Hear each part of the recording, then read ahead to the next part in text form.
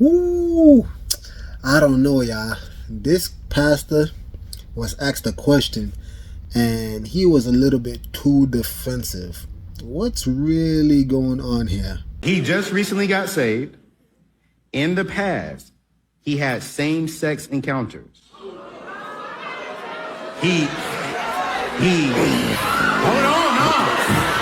no. He just recently got saved. Okay. In the past. He's like, do I need to tell her? And those are the people that would never have grace for somebody like that in the first place. Ooh. But let's have a real conversation. Let's have a real convo. Let's take him at his word. Yep. It was way in the past. Facts. I've been delivered. I'm living holy. It's not an issue anymore. There is someone that will love that man, build a great life with that man, have an amazing future with that man, and there's nothing wrong with that whatsoever. And all these graceless people, I don't want them knowing my business anyway.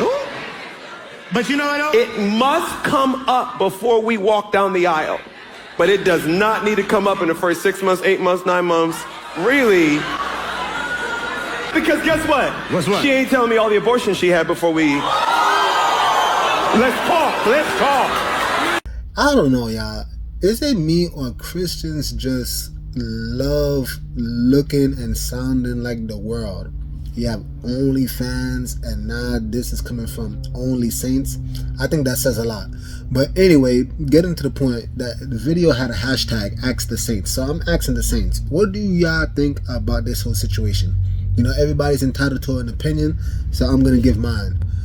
I'm all for people being delivered from foul spirits. I'm all for it. I'm all for people being set free by the blood of Jesus, the Christ. Again, I'm all for it.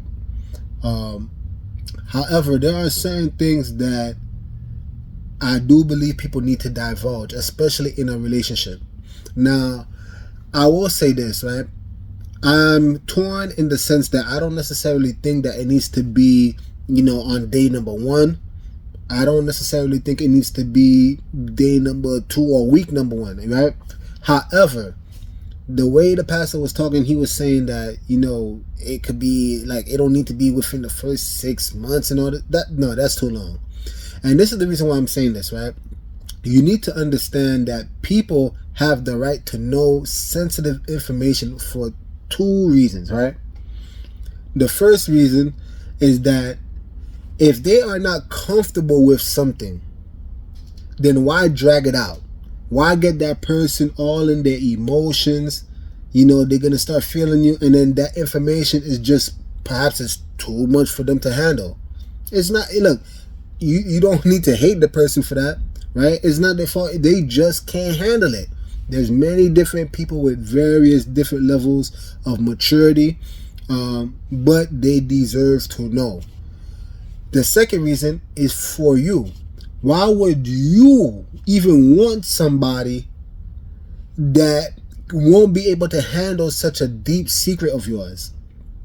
And if you were truly delivered from, you know, same-sex encounters and things of that sort, then why feel ashamed about it?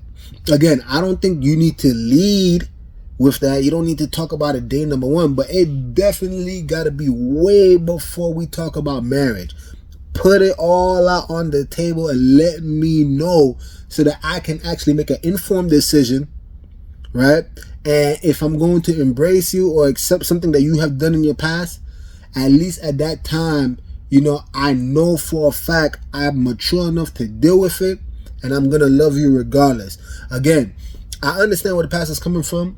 I do believe there are many people who are immature, and, you know, they just may not be able to handle certain information. However, everybody has a right to know, right? It's like the transgenders, you know, waiting all the way up until marriage just to tell somebody that, you know, oh, I'm deep down inside, I'm not a woman, I'm a man.